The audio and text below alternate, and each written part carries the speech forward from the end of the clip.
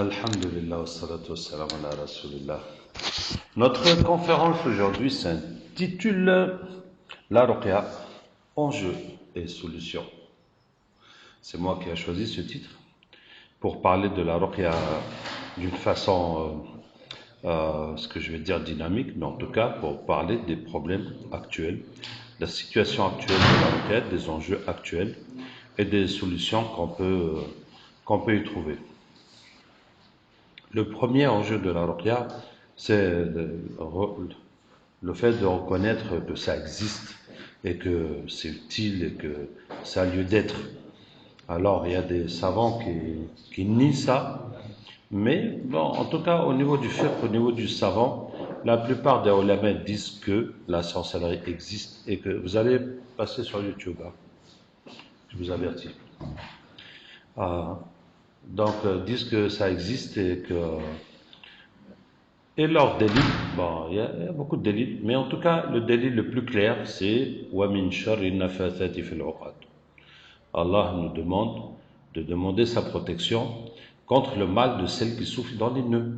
Ça veut dire que les sorcières, les sorciers, quand ils font, quand ils récitent, ça crée du mal, ça va faire du mal dans la vie de la personne. Alors nous, développons ça en disant que les nœuds, ça va attacher la vie d'un homme pour qu'il ne gagne plus d'argent, ou ça va attacher le ventre d'une femme pour qu'elle ne fasse plus d'enfants, ça va attacher la tête d'un élève pour qu'il ne comprenne plus rien à l'école.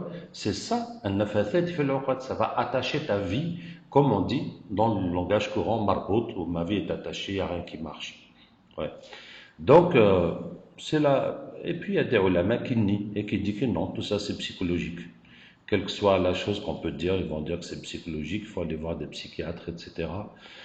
Bon, en tout cas, je n'essaye pas de convaincre ceux qui n'y croient pas, parce que nous avons suffisamment de patients qui cherchent à s'en sortir, et il y a beaucoup de musulmans qui vont chez les charlatans, qui vont perdre leur foi, qui vont faire du shirk, pour essayer de résoudre leurs problèmes. Donc, c'est le problème qu'on essaie de résoudre. Ceux qui n'y croient pas, en tout cas, on dit chez nous,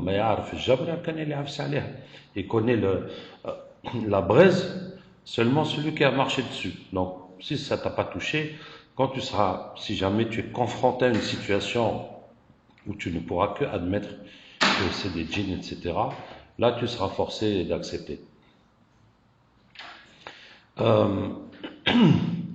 Le deuxième enjeu de la ruqya, c'est l'efficacité. Et je vais dire directement que la ruqya, si ça consiste uniquement à lire le Coran aux gens, ça ne peut pas guérir. On ne peut pas guérir comme ça. C'est ma conviction, c'est mon expérience. Ce n'est pas qu'une lecture, ce n'est pas que la lecture. Et pour ça, je vais vous parler un peu de l'historique de la ruqya. Parce que la ruqya existait avant l'islam. Donc, ça n'a rien à voir avec le Coran. On traitait toutes sortes de maladies. Bien sûr, la sorcellerie légitime, mais même d'autres maladies. Comme l'histoire des Sahaba qui ont soigné un chef de tribu qui était piqué par un scorpion. Donc, c'est un empoisonnement. Il n'y a pas de djinn dans cette affaire. Donc, ça, ils soignent toutes sortes de choses. Alors, la ruqya, c'est quoi? Et pourquoi, alors, c'est pas la médecine? Qu'est-ce qui distingue la ruqya? Qu'est-ce qui sépare la ruqya de la médecine? La ruqya, ça veut dire soigner avec des paroles. C'est ça, la ruqya. Maintenant, soigner quoi? Ça peut être n'importe quoi. Les paroles aussi, ça peut être n'importe quoi. Et pour ça, quand le prophète sallam est arrivé à Médine, voici le hadith le plus fondamental dans la ruqya. Quand le prophète sallam est arrivé à Médine, les gens qui faisaient la ruqya sont venus le voir et lui dire, voilà, avant l'islam, jusqu'à maintenant, on faisait la ruqya. Maintenant, nous sommes musulmans. Est-ce qu'on peut continuer? Alors, pourquoi la question ne s'est pas posée à la Mecque? Pourquoi cette question s'est posée quand le prophète sallam est arrivé à Médine? Parce qu'à la Mecque, les musulmans étaient persécutés. On les torturait. Cette question, toutes les questions se sont posées à Médine. Est-ce que l'alcool c'est bien? Est-ce que si c'est bien? Est-ce que ça? Parce que c'est devenu une société musulmane et maintenant on va tout faire selon les règles de l'islam. C'est pour ça que, donc, quand le prophète sallam est arrivé à Médine, la question de la ruqya est venue. Et le prophète sallam a dit, I'ridu alayya ruqakum. Récitez-moi vos ruqya. Vous dites quoi? Maintenant, si dans la ruqya on utilise des plantes ou autre chose, tout ça, il n'y a pas quelque chose de haram dedans, sauf si c'est l'alcool ou la drogue. Mais sinon, toute la médecine par les plantes, c'est halal. Mais là où il y a le point d'interrogation, c'est dans les paroles. Vous dites quoi?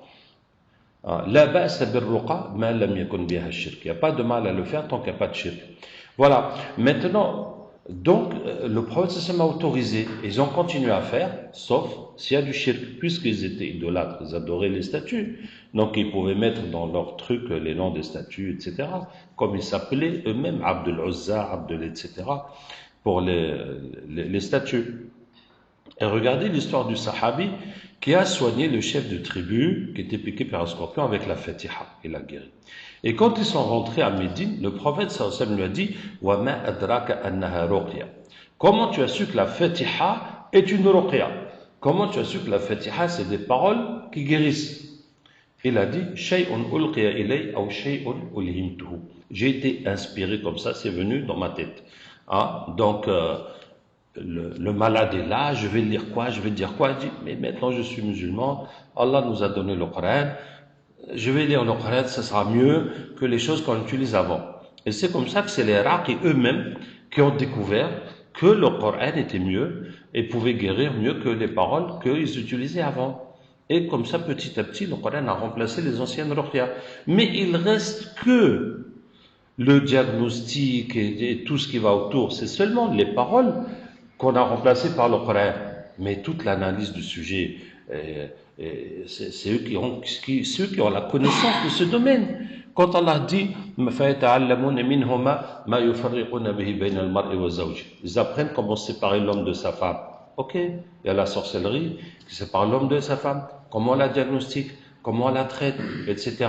Ça, ce n'est pas expliqué. Ça, c'est les gens qui font la ruqya, qui par leur expérience, comme la médecine et comme toute autre expérience, qui développent cette connaissance. Ils savent que ça a été fait comme ça, il faut le soigner comme ça, etc. Et ça, c'est le symptôme de, etc., etc. Donc, c'est une science. Ce n'est pas juste lire le Coran aux malades. Donc, l'enjeu de l'efficacité. Lire le Coran aux patients, ça a très peu de résultats. Ça a très peu de résultats. Bien sûr, ça va brûler le djinn. Éventuellement, le djinn va parler. Mais quand le djinn est attaché à la sorcellerie, il partira pas. Pour forcer jusqu'à le tuer, c'est très difficile. Et se baser sur qu'est-ce que le djinn va dire pour pouvoir soigner le malade, c'est efficace à 30, 40, 50%. Que le djinn va te donner la solution, comment tu vas résoudre ce problème. Ça veut dire que, franchement, on ne peut pas se baser sur ça. On ne peut pas avoir ça comme plan de guérison. Que je vais lire jusqu'à ce qu'un djinn parle, et puis le djinn, je vais le forcer à cracher le morceau, et comme ça, je pourrai enlever la sorcellerie. Non, c'est inefficace. Et l'autre chose qui est inefficace, c'est de diagnostiquer avec la réaction du patient à la lecture. On va lire, et comment le patient va réagir, c'est ça qui va nous donner la compréhension de son problème. C'est très peu efficace aussi. Donc, le deuxième enjeu de la ruqya, après la reconnaissance de sa réalité, c'est l'efficacité. Parce que quand on n'a pas de résultat, ben après ça remet tout en cause. Et les gens qui voient que le Coran ne marche pas. Alors que c'est pas le Coran n'a pas de problème. C'est qu'on n'a pas su utiliser le Coran pour résoudre le problème. En tout cas, ceux qui ont le Coran n'ont pas de solution. Donc il va aller ailleurs. Ou bien il va rester avec son problème, faire patienter, faire sabr. Et je vous le dis par expérience, les Iraqis dans notre ensemble, on n'a pas un esprit scientifique pour échanger, pour débattre et pour chercher des solutions et pour avancer. Et ce cadre n'existe pas. Ce cadre n'existe pas. Où on se rencontre, on pose les problèmes, les choses qu'on n'a pas pu résoudre et puis on essaie comme ça d'évoluer.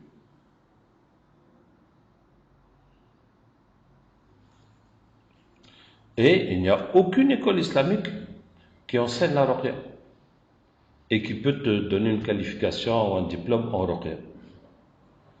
Vous voyez, c'est terrible.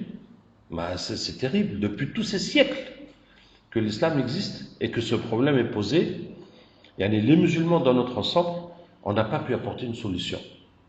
Donc chaque Iraqi se débrouille avec son expérience. Il y en a qui ont écrit des livres, mais c'est tout. Ouais, c'est vraiment c'est agib. Et pourquoi on en est là alors que dans d'autres domaines on s'organise pour la zakat, pour l'ilm, pour le tahfidh du Coran, pour faire des mosquées, pour tout ça on s'organise. Et pourquoi pas pour la ruqya? Eh bien parce que les chiatines, ils font du très bon travail pour empêcher ça. Et je vais vous donner un petit exemple de ce que font les chiatines. Hein? On était en Afrique du Sud. En Afrique du Sud, il y a des centres de désintoxication des drogués qui appartiennent à des musulmans et qui sont faits par les musulmans pour les musulmans. Et ce centre, c'est un centre religieux où ils font les prières, ils ont un imam, ils font des durus, ils ont aussi du sport, une piscine, une salle de muscu, ils ont aussi des psychologues pour les accompagner. Et puis c'est dans la nature, c'est loin ils peuvent pas acheter de la drogue même s'ils veulent, même s'ils sont en manque, même s'ils ont de l'argent, il n'y a rien parce que c'est vraiment dans la nature, il n'y a même pas de transport. Et on est parti les voir et on a fait le captage. Bon, c'est pas le sujet tout de suite, mais en tout cas. Et la plupart de ceux qui étaient là ils avaient tous des djinns. Ça, c'était automatique parce que quand on fait un péché, même si tu bois l'eau sans dire bismillah, il y a des djinns qui vont venir. Alors, si tu prends la drogue, encore plus. Mais la plupart, ils avaient de la sorcellerie pour gâter leur vie. Et c'est ce qui les mettait dans cette situation de drogue. Et le responsable m'a dit qu'ils ont un taux de réussite de 7%. Ça veut dire que tous les gens qui viennent, après qu'ils finissent, ils passent là-bas 6 semaines, 40 jours et quelques, ils vont presque tous revenir dans la drogue. Donc on a fait, et puis il nous a dit que lui, il veut intégrer la ruqya dans son programme qui est là-bas. Pour que tous ceux qui viennent pour la désintoxication, on va leur faire aussi le programme de la ruqya pour leur enlever la sorcellerie des djinns. Et je dis, c'est exactement ce qu'on veut. Et on s'est mis d'accord, parce qu'un centre de ruqya à 50 km de là, qu'ils vont venir une fois par semaine et traiter tous les gens qui sont là-bas, et voilà. Donc, et il m'a dit que eux, ils sont en lien, ils sont coordonnés avec des centres de désintoxication dans le monde entier. Et ils échangent, et il n'y a aucun centre, nulle part, qui a un taux de réussite plus que 7%. Donc, que ce soit les musulmans ou les koufars, tout le monde, c'est ce qu'ils ont. Ils n'ont pas une solution pour sortir les gens de la drogue. Et qu'est-ce qui s'est passé? Il y a un des gardiens qui a tapé un des malades, et le malade est mort, et l'État est venu, il a fermé le centre. Voilà. Vous voyez, c'est pour vous dire comment les chiatines travaillent. Comment un projet comme ça pouvait avoir beaucoup d'effets. En tout cas, c'est sûr que les gens qui sont là-bas, ça va les aider beaucoup. Les chiatines, ils ont fait un autre plan et tout est arrêté. Voilà. Et donc, il y a une réalité que vous devez connaître sur l'Irak et que je connais parce que je me balade partout. Mais typiquement, c'était au Ghana, un Irak, il m'a dit que au début, quand il lisait, les djinns parlaient, puis faisaient les efforts, les djinns partaient, les gens s'amélioraient. Mais après, maintenant, il n'y a plus rien. Ils lisent fatigués, il n'y a plus de manifestations, ils font ce qu'ils peuvent avec les gens ne guérissent pas, il n'y a plus d'amélioration.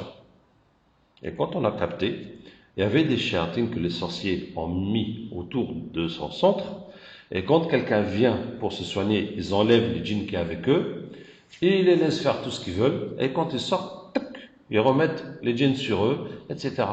Alors pourquoi? Parce que nous, on travaille à notre façon qui est figée, qui n'est pas évolutive.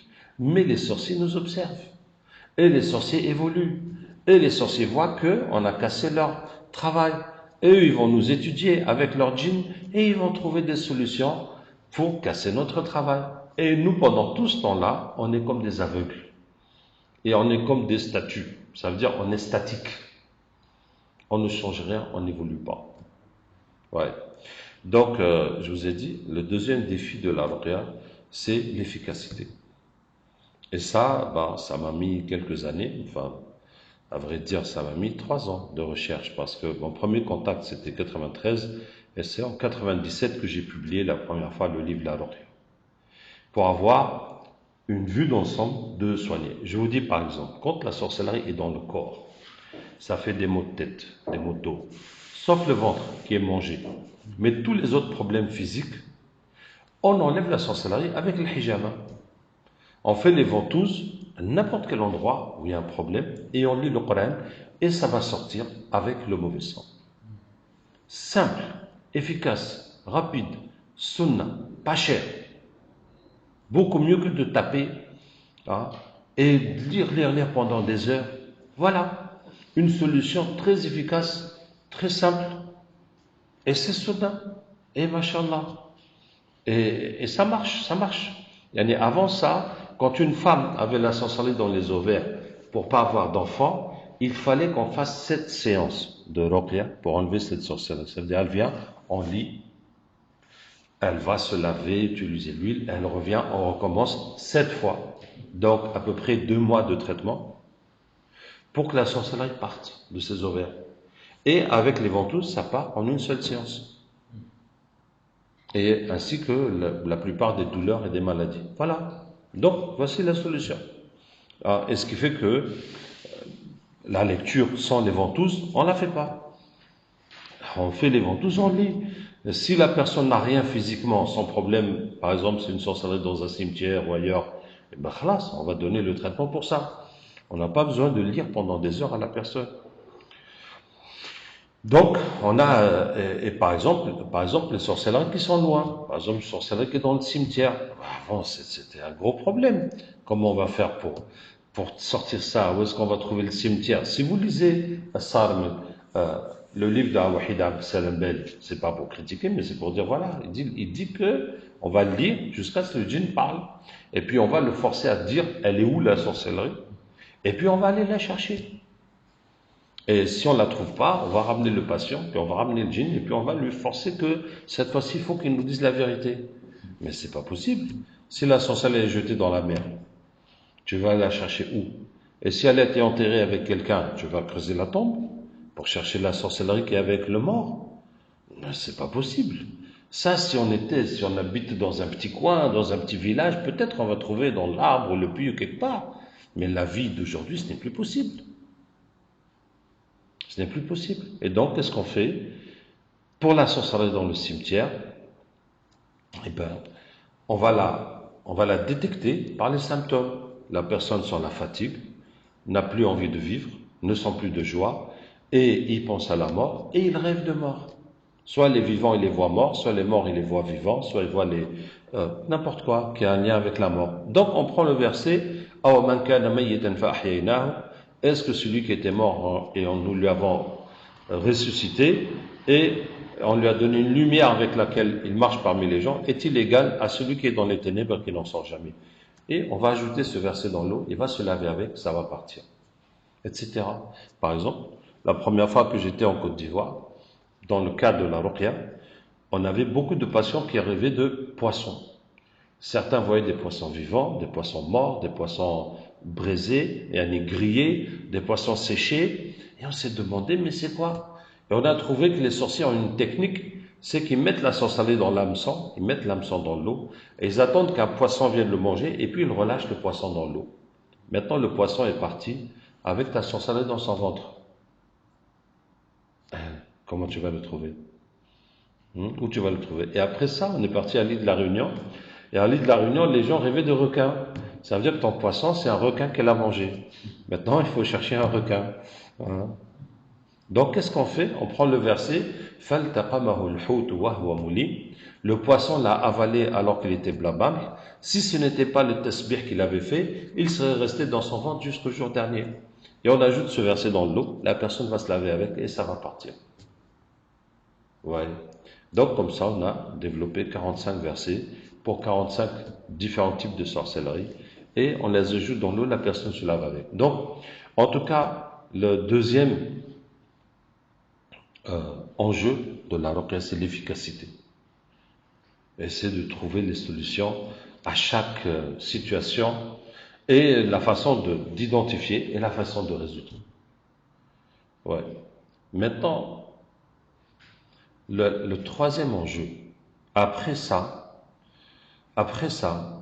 97, pendant des années, j'ai demandé à Allah Ta'ala de nous donner un moyen de combattre les sorciers.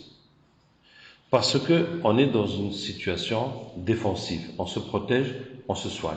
On n'a pas quelque chose pour combattre les sorciers. Donc jusqu'à quand? Ça veut dire que ce soit le patient.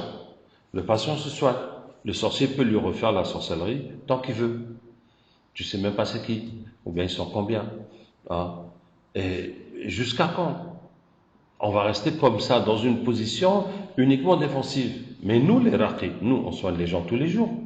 Donc tous les jours, il y a des nouveaux sorciers qui vont nous faire la sorcellerie pour qu'on arrête. Et on va résister comme ça jusqu'à quand? Jusqu'à quand? Tu vas te protéger et ta famille, parce que quand ils voient que toi, ils n'arrivent pas, ils cherchent le point faible de n'importe quel côté. Hein? Mais on va rester quand? Combien de temps? Parce que, subhanallah, tu peux être motivé à lire le Coran, mais combien d'années? Sans faiblesse, sans péché, subhanallah. Et nous, notre but, c'est pas ça. C'est pas uniquement de soigner les gens. Nous, on veut que la sorcellerie disparaisse. Hein? Ces gens-là, on veut les éliminer. On veut qu'ils disparaissent de la terre. Donc ça ne nous suffit pas de soigner les gens, et puis eux, ils continuent à travailler.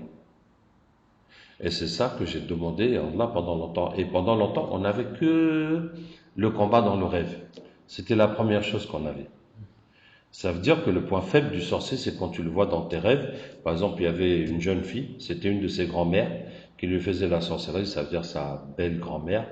Et dans le rêve, la vieille est venue avec un couteau pour la poignarder, et la fille lui a enlevé le couteau et l'a poignardé, et la vieille s'est levée le matin, elle a vomi du sang pendant 3 jours, et puis elle est morte. Voilà. Donc c'est ce qu'on fait, qu'on dit à nos patients de faire. Avant de dormir, demandez à Allah de vous ramener la personne qui vous a fait ça pour le tuer sans aucune pitié ni hésitation. Et ça va se retourner sur lui. Des fois, il doit arriver des choses, des fois, on ne voit pas.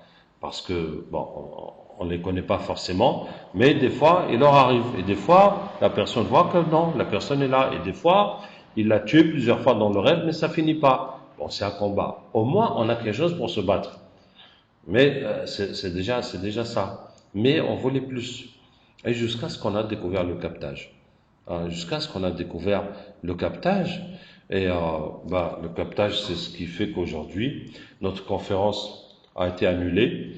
Et puis on s'est mis dans une petite salle pour que je fasse la conférence devant mon ordinateur et que je passe ça sur YouTube.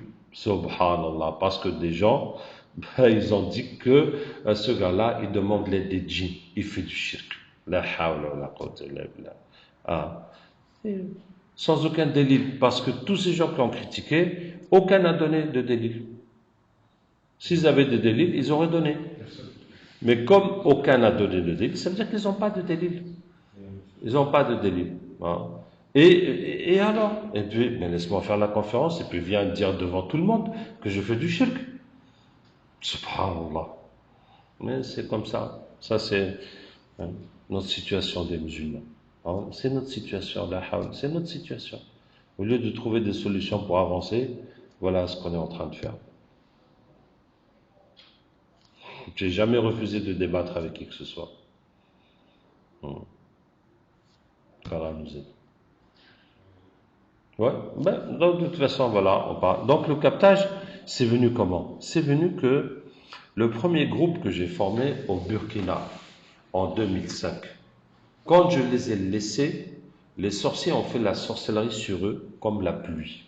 Sur eux, sur leurs patients, sur leur famille. Si quelqu'un vient il a 1 ou 2 ou 3 problèmes, il va aller mieux quelques jours, puis il va se retrouver avec 10 problèmes. Les sorciers leur faisaient pour que personne ne puisse guérir chez eux. Ils se sont retrouvés à passer tout leur temps à se soigner les uns les autres, tellement ils étaient attaqués. Et un parmi eux, avait déjà des problèmes de djinn, et puis il lisait contre son propre djinn, jusqu'à ce que le djinn allait mourir, et il s'est enfui. Et le frère a été déçu, comment j'ai fait tout ce travail, maintenant il va partir, reprendre des forces, revenir, donc je ne vais jamais m'en sortir. Il a dit, Allah, ramène-le-moi pour que je puisse le terminer. Instantanément, le djinn est revenu chez lui et il a pu le finir, il a pu le tuer. Et à partir de là, le frère a remarqué, quand n'importe quel patient vient, il dit, Ya Allah, amène-moi son djinn pour que je le maîtrise. Immédiatement, le djinn vient chez lui. Il dit, mais qu'est-ce que je fais là? Mais moi j'étais avec lui. Comment je suis venu là? Donc on lui dit, nous avons demandé à Allah de te ramener et Allah t'a amené.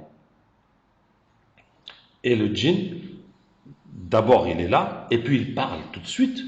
Alors que pour faire parler le djinn chez un patient, c'est très difficile et des fois c'est impossible. La plupart du temps même c'est impossible. Et puis le djinn devient vulnérable totalement. Dès qu'on tape la main, ça lui coupe la main et puis le bras, et puis il va voir qu'on va le tuer, donc il va accepter l'islam. Parce que le rapport de force, c'est comme un poisson qu'on a sorti de l'eau. Tu vois, si tu vas attraper le poisson dans l'eau, il est dans son élément, et toi tu es très faible pour attraper le. Mais dehors, ça a complètement changé le rapport de force. Et voilà. Et donc, la première fois qu'on a vu ça, d'abord, je n'ai jamais douté que c'est halal. Parce qu'on demande à Allah, et Allah amène le djinn. Mais quel problème? Ça veut dire, des fois on me dit, tu n'as pas le droit de ramener le djinn dans un corps. Mais moi je fais quoi pour ramener le djinn? Est-ce que je vais l'attraper? Je vais le tirer? Je vais faire quoi? Moi je demande à Allah. Et Allah a ramené le djinn. Donc, regardez, si je mets mon chapeau là, tu vois, et je dis, Ya Allah, donne-moi $1 million. Tac, je trouve $1 million. Ça vous pose un problème? Allah dit, Udu'uni astajib lakum. Mais si je dis tarabouche, takatouche, papouche, tatartouche, et le $1 million, vous dites non, non, non. Là, c'est les djinns qui ont ramené ça. Mais si je demande à Allah, et Allah a ramené le djinn, il y a quel problème? Je n'ai jamais eu de doute parce que la procédure est claire et limpide. Tu vois, et après pour comprendre quoi, puisque les djinns possédaient l'homme, le djinn est parti, on a demandé à Allah de le ramener, Allah l'a ramené.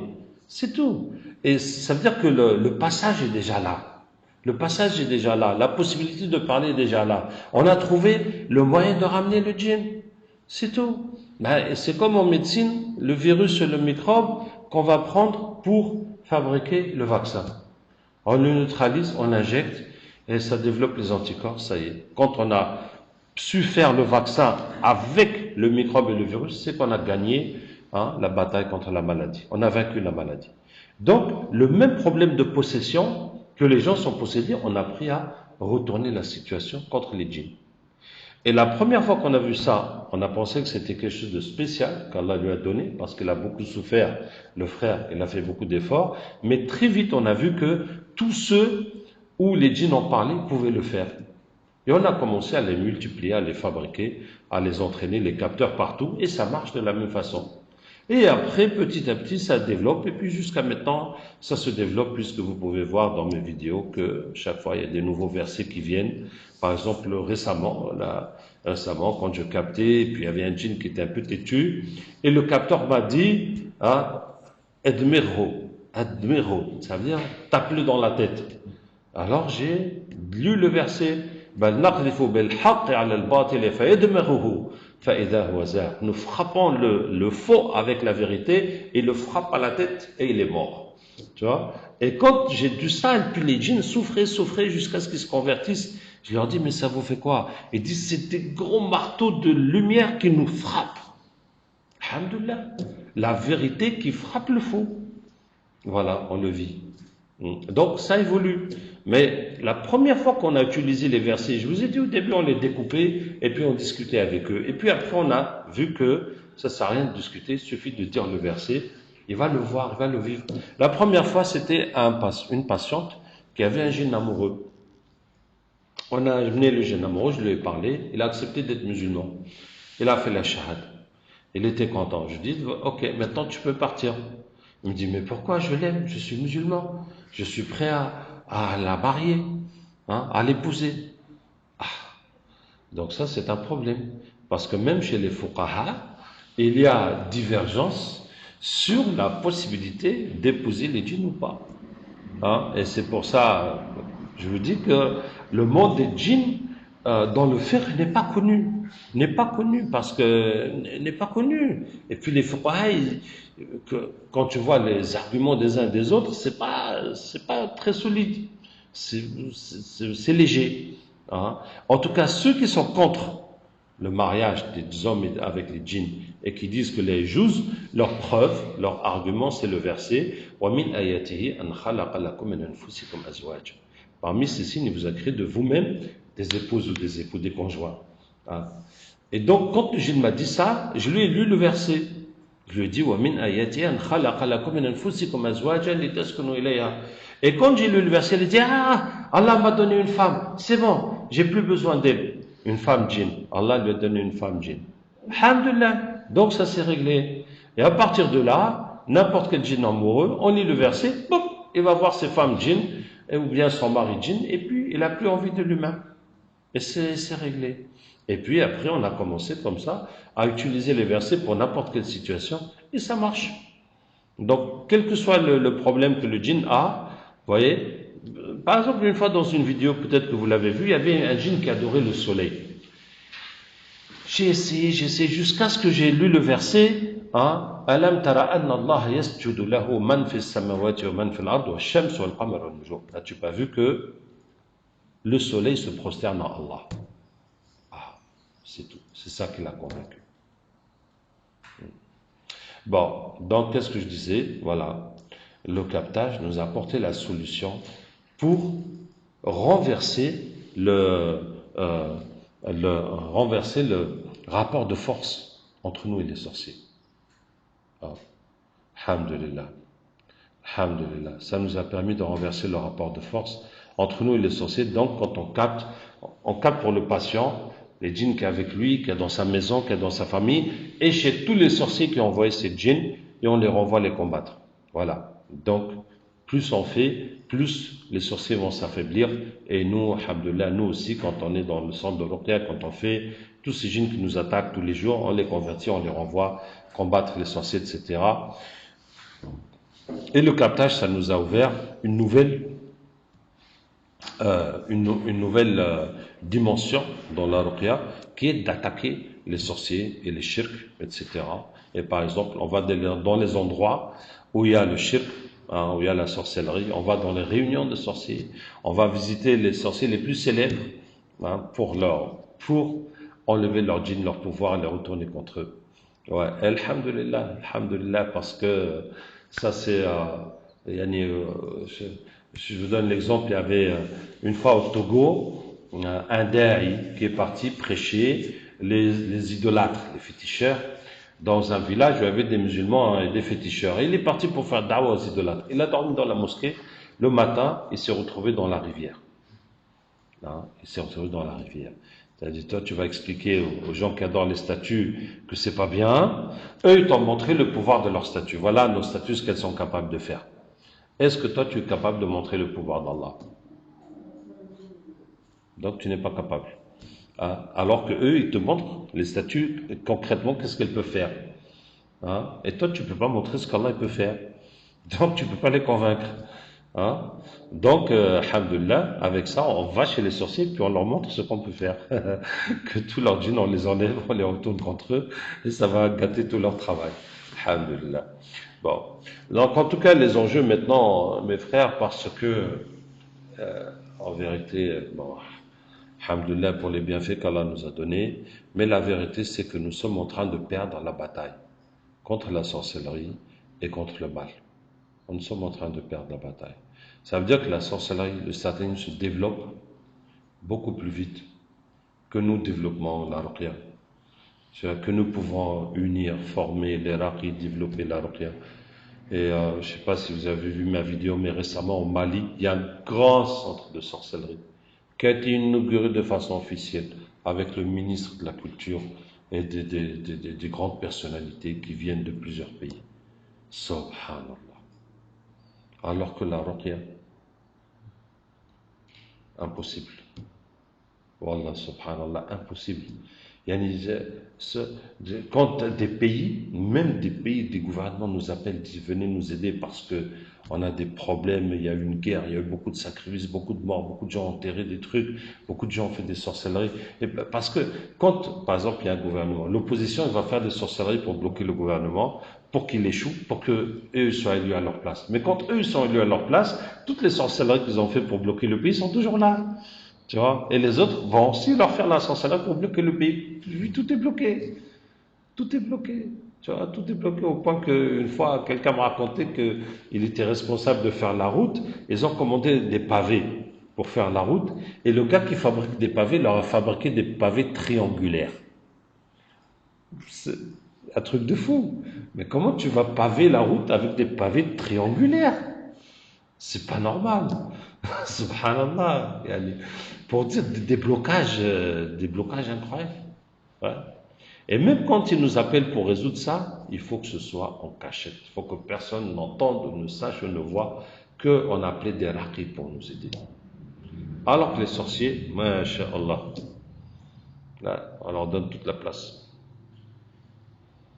Et voilà. Donc l'autre enjeu, cette bataille, on est en train de la perdre. Et le mal se propage de plus en plus. Et ça, par exemple, nous, on va soigner combien de gens? Mais les sorciers sont beaucoup plus nombreux que nous. Et ils continuent à ensorceler les gens. Et puis ça se développe, ça se développe. Ah, le satanisme. Par exemple, les gens font la sorcellerie de plus en plus pour avoir les postes, pour avoir les élections, etc. Mais une fois qu'ils ont eu, qu'est-ce qui se passe? Qu'est-ce qui va se passer? C'est que tous les gens propres, ils vont les exclure. Ils vont les exclure du gouvernement, des responsabilités, de tout. Ça veut dire jusqu'à ce qu'ils ne soient que entre eux pour gouverner. Ah, c'est ce qui est en train de se passer un peu partout. Et c'est pour ça que je ne peux pas dire que les portes se ferment, mais vraiment, l'étau se resserre autour des musulmans partout. En tout cas, vous savez, ce que je dis toujours, c'est que nous allons vers la période de Dajjal, et Allah a donné Surat Al-Kahf, qui est la protection contre Dajjal. Et l'histoire des jeunes, ces jeunes sont un groupe d'adolescents, de jeunes qui ont cru dans un pays, dans une ville mécréante. Et ils ont dit, s'ils nous découvrent, ils vont nous tuer ou nous remettre dans leur voie. Vous voyez à quel point la pression, nous n'en sommes pas là. Nous n'en sommes pas là. On ne nous a pas encore dit quitte l'islam, on te tue. On n'est pas encore là. Voilà. Mais même si on a de plus en plus de pression, mais ces groupes-là, Allah les a sauvés. Allah les a sauvés. Et c'est comme ça que ceux qui tiennent Allah seront sauvés au temps de Dajjal. Même si tout le monde est contre nous et qu'on nous dit tu écoutes l'islam, on te tue, Allah a donné Sourate Al-Kahf pour ça. Allah nous sauvera. Hein? Donc, mais la plupart des musulmans ne sont pas sauvés. Parce que tous ceux qui sont dans le shirk, par exemple la sorcellerie, les gens qu'on soigne quand la sorcellerie, c'est qui leur a fait? C'est des musulmans. Et la plupart du temps, c'est des gens dans leur famille. Ouais, et c'est dans des pays musulmans qu'il y a des gens qui font la sorcellerie. Et beaucoup font la sorcellerie au nom de l'islam. Ils disent que c'est le Coran qu'ils utilisent, etc. Alors que, vous voyez, donc tous ces gens-là qui sont déjà dans le satanisme, c'est automatiquement vont suivre Dajjal. Et les gens qui sont dans les péchés aussi. Bon, en tout cas, voici les enjeux. Mais nous, ça veut dire que, vous voyez, maintenant, la ruqya, tout le monde peut l'apprendre et la pratiquer. Ces solutions que je vous dis, les ventouses, etc., les versets, tout le monde peut l'apprendre et le pratiquer. Il n'y a pas, la seule condition est de pouvoir lire le Coran. Et le captage aussi. Maintenant, si vous apprenez n'importe où dans le monde à faire la ruqya avec les ventouses, etc., vous soignez les gens. Parmi eux, il y en a où les djinns vont se manifester et vous allez travailler pour en faire des capteurs. Et là, vous avez le capteur. Et là, vous pouvez combattre tout le shirk et toute la sorcellerie en ramenant les djinns et les convertissant. Voilà. Et ça va changer les situations. Alhamdoulilah. J'ai une petite bonne nouvelle parce que, alhamdoulilah, on a quand même des victoires. Est-ce que vous avez vu la vidéo que j'ai publiée récemment, les 124 Mehdi?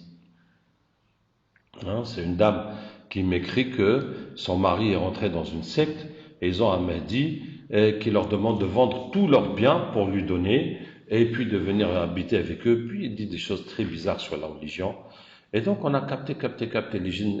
Ils ont dit qu'ils font les Mahdi partout hein, pour créer la zizanie et l'égarement chez les musulmans. On dit pour préparer des gels, il faut beaucoup de ça. Et je dis, vous en avez combien? Ils ont dit 124. C'est pour ça que j'ai appelé la vidéo les 124 Mahdi. Actuellement, après, il y en a qui meurent, il y en a des nouveaux. Ça, ce n'est pas fixe. Hein. Et puis la dame m'a écrit, elle m'a dit, le jour où j'ai publié la vidéo, la veille, son mari s'est levé le matin et elle a dit, tout ça c'est n'importe quoi. Et il a laissé tomber. Alhamdulillah. Voilà. Donc, quand on convertit ces djinns, eh ben, ceux qui étaient là pour égarer les gens, au contraire, ils vont tout faire pour les guider, pour leur faire du waswas positif et pour combattre les gens qui utilisent la sorcellerie. Donc, subhanallah, l'outil, on l'a. Et je vous dis, n'importe où dans le monde, apprenez, faites la ruqya, soignez les gens vous-même autour de vous. À force de soigner, vous aurez des capteurs. Et voilà, on a l'outil pour combattre. Parce que, subhanallah, tous ceux qui travaillent pour le mal, pas tous, mais beaucoup de gens qui travaillent pour le mal ont compris comment utiliser les djinns pour accéder, hein, pour réussir. Hein. Et vraiment, les djinns musulmans sont très faibles parce que ils ne reçoivent pas de soutien. Et c'est comme ça, le monde des djinns dépend des humains, mais nous, on ne le sent pas, mais les kofars le savent, parce que tous les sacrifices qu'ils font pour les djinns, les rituels, ça renforce tous ces shéatines. Hein. Et ces shéatines, ils vont attaquer les musulmans. Et voilà, et maintenant on se retrouve, par exemple, cette affaire d'homosexualité qui nous est presque imposée, hein, et puis de changement de sexe, et beaucoup de choses qu'on ne voit pas, mais c'est parce que ça y est, ils dominent tout. Ils ont tout dans leurs mains. Le mal se propage, le mal gagne du terrain. Qu'Allah nous aide. Voilà. Alors, est-ce qu'il y a des questions sur le sujet avant de laisser les questions sur d'autres sujets? Oui. Est-ce qu'il y a un risque à capter avec un capteur? Il n'y a pas de risque. Et vous voyez dans mes vidéos qu'il y a des fois de la bagarre, etc. Mais je vous dis qu'il n'y a pas de risque. Parce que le captage est un dua. On demande à Allah de ramener les djinns de cette personne ou de cette situation. Si Allah sait que ça va mal se passer, qu'il va tuer, qu'il va casser, qu'il y aura quelque chose de grave, la police va venir, Allah ne va pas laisser faire. Vous voyez? Une fois, j'ai eu quelqu'un qui est venu, c'était au Bénin, il a dit dans leur village, les sorciers envoient les djinns posséder les enfants d'une école. Les enfants étaient possédés et les parents ont pris les enfants chez les sorciers pour les soigner. Je dis, ok, on va demander à Allah de ramener les djinns. Donc on a demandé, les djinns sont venus, sont convertis. J'ai dit, les djinns des enfants sont venus. Ils ont dit non, seulement les djinns des sorciers. J'ai dit, ok, on va demander à Allah de ramener les djinns des enfants. Et quand on a demandé, le djinn a dit non, Allah n'a pas voulu, parce que si les djinns des enfants viennent et se convertissent, les enfants seront guéris et les gens diront que les sorciers ont guéri les enfants. Parce que en ce moment-là, les enfants étaient chez les sorciers pour être soignés. Vous voyez? Donc il n'y a pas de risque. C'est pour ça que il y a une vidéo. Vous voyez, quand on a fait l'île du diable, on a fait le captage, on est parti dans l'île du diable. Et finalement, en tout cas nous, au niveau des djinns, ils ont dit que c'était le plus grand centre satanique au Sénégal.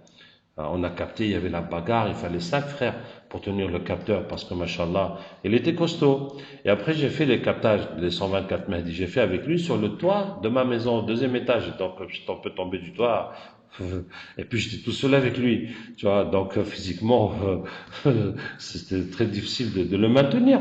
Mais, alhamdoulilah, j'ai pas peur, parce que Allah ne va pas faire que ça va mal se passer. Hein, donc il n'y a pas de risque. Et les épreuves d'Allah tabaraka wa ta'ala, parce qu'il faut des épreuves dans le travail islamique, ça c'est obligé, on ne peut pas travailler, l'islam va se développer comme ça, sans se fatiguer, non, il faut des épreuves, mais le plus que Allah nous éprouve, c'est la peur. وَلَنَبْلُوَنَّكُمْ بِشَيْءٍ مِنَ الْخَوْفِ وَالْجُوعِ وَنَقْصٍ مِنَ الْأَمْوَالِ وَالْأَنفُسِ وَالثَّمَرَاتِ. On va vous éprouver avec un peu de peur, de faim et de diminution des biens et des enfants, etc. Donc la plupart du temps, c'est des peurs. Et puis, alhamdoulilah, c'est rien passé. Donc, c'est comme ça. Le capteur est quelqu'un, d'abord, qui était patient, qui faisait des crises et les djinns parlaient dans sa bouche. Ensuite, on va le traiter jusqu'à convertir les djinns et puis l'entraîner à capter les djinns. C'est ça l'aptitude du capteur. C'est qu'au départ, il était possédé. C'est cette aptitude qui fait qu'après, il va pouvoir capter. Après, les péchés, ça lui permet de capter. Après, dans la ruqya, comme on est attaqué par les sorciers, ça, si on fait des péchés, on peut pas on peut pas se protéger. Parce que les protections, par exemple, quand on sort de la maison, le prophète ça me dit, on dit Bismillah, tawakkaltu ala Allah, wa la hawla wa la quwwata illa billah. Les anges te protègent et le shaitan s'éloigne de toi. Mais si tu sors de la maison, tu commences à regarder les femmes, les anges vont te laisser et le shaitan va revenir avec toi. Pareil, si c'est une femme qui n'est pas habillée correctement. Vous voyez, ça veut dire que les péchés annulent les protections. Donc, si quelqu'un fait des péchés, même s'il dit les protections, ça vaut rien. Et donc, les chatines, les djinns vont l'attaquer, puis il sera foutu. Mais ça n'empêche que le captage marche. Par exemple, un patient qui vient, si les djinns se convertissent, il peut capter pour lui, pour sa famille. Déjà, au moins régler son problème. Avant même de commencer à capter pour les gens. Parce que quand on fait la ruqya pour soi-même ou sa famille, ou le captage pour soi-même ou sa famille, il n'y a pas de risque. Parce que le problème, on est déjà dedans. On essaie de régler le problème dans lequel on est. Quand tu vas soigner les autres, là, les problèmes des autres vont t'attaquer. Donc, on rentre dans les risques et tu as besoin de te protéger. Mais pour te soigner toi-même, même si tu fais des péchés, tu n'es pas parfait, mais tu n'as qu'à le faire, toi-même, ta femme, tes enfants, parce que vous êtes dans le problème, il faut te battre comme tu peux. Mais avant d'aller soigner les autres, ça, il faut que tu aies la droiture dans ta vie. Quand on utilise la hijama pour enlever la sorcellerie chez les gens, il n'y a pas la hijama sèche. Pour nous, la hijama sèche n'a pas d'effet sur la sorcellerie des djinns. Quand la sorcellerie est dans le corps, on enlève avec les ventouses. La sorcellerie, je vous dis, qui est loin, dans la tombe, dans les poissons, dans le fleuve, avec les cheveux, c'est des versets qu'on rajoute dans l'eau et puis on va se laver avec. La sorcellerie mangée, nous, on enlève avec le sana. Donc le sana, c'est une plante médicale qui est sunna. Et tu vois, avec l'eau coranisée, ça va purger le ventre. Pour moi, c'est plus simple que de faire vomir la personne et c'est plus efficace. Parce que quand on mange la sorcellerie, ça peut se mettre n'importe où depuis l'entrée jusqu'à la sortie. Tu vois, maintenant tu peux vomir ce qui est dans l'estomac, mais ce qui est dans les intestins, qui est déjà presque à la sortie. Mais comment tu peux vomir ça? J'ai jamais vu quelqu'un vomir ce qui doit sortir. Tu vois? Alors que la sorcellerie peut être jusqu'à la sortie. Et donc le sana, ça nettoie tout, depuis l'entrée jusqu'à la sortie. Et puis c'est plus simple que de faire boire à la personne des litres d'eau et d'huile et de la faire vomir. Donc c'est comme ça qu'on a enlevé la sorcellerie. En fait, c'est pas compliqué. Une fois qu'on a compris le système, hop, on pose les questions. Parce que le diagnostic, c'est avec les questions. Tu as quel problème? Tu sens quoi? Est-ce que tu as mal ici, là-bas? Et on fait les ventouses, la lecture, 20 minutes, parce que avec les ventouses, ça doit pas être trop long non plus. Et on donne à la personne le traitement, il va faire chez lui. Quand il a fait les 12 jours, il revient. On voit où est son état. Ces 12 jours, ouais. Ben, c'est les symptômes, parce que quand la sorcellerie est partie, tous les symptômes ont disparu. Si les symptômes sont revenus, c'est qu'il y a eu un renouvellement. Bon, le captage aussi, il va dire qu'est-ce qui s'est passé. Ah non, non, parce que je te dis, depuis 97 jusqu'à 2007, on soignait sans le captage et ça marchait. Mais dans les cas où le captage est indispensable, c'est quand il y a trop de djinns. Par exemple, dans les cas de folie ou les cas de beaucoup de renouvellement. Et il faut absolument dégager les djinns pour qu'on puisse avancer chez la personne. Sinon, pour la plupart des gens, même sans captage, la personne va guérir. Le captage va quand même donner euh, un éclairement, c'est que voilà, il y a 4 sorcelleries, 2 personnes t'en fait. Bon, voilà, tu es fixé sur ton problème. Est-ce qu'on est fixé? Captage, on attrape les djinns mécréants qui sont mauvais avec toi pour te faire du mal. Et quand ils deviennent musulmans, là ils disent qu'est-ce que tu avais. Mais on n'appelle pas des djinns musulmans dans le captage. Les djinns parlent qu'un musulman ou même pas musulman, ce qu'il dit n'est pas la vérité. Ce qu'il dit c'est un témoignage. C'est son point de vue, c'est comme ça il voit les choses. Par exemple, un djinn va dire tu as 3 sorcelleries parce que lui il voit 3 sorcelleries. Mais il peut y en avoir d'autres que lui ne voit pas. Et quand on va enlever les 3, il va dire, ah bah tiens, il y en a 2 autres.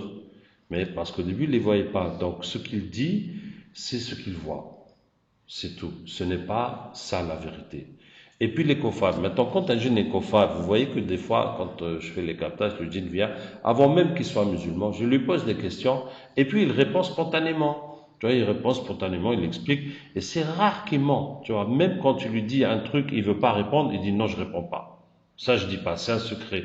Alors que nous, par exemple, si tu me dis, il y a quoi dans cette bouteille, et si c'est un poison, je vais te dire, non, ça c'est un secret, je vais pas te dire. Je vais te dire, non, non, mais c'est que de l'eau, c'est du jus. Et je dis comme ça, je vais pas dire, ah non, non, ça, il faut boire, mais c'est un secret, je te dis pas ce qu'il y a dedans.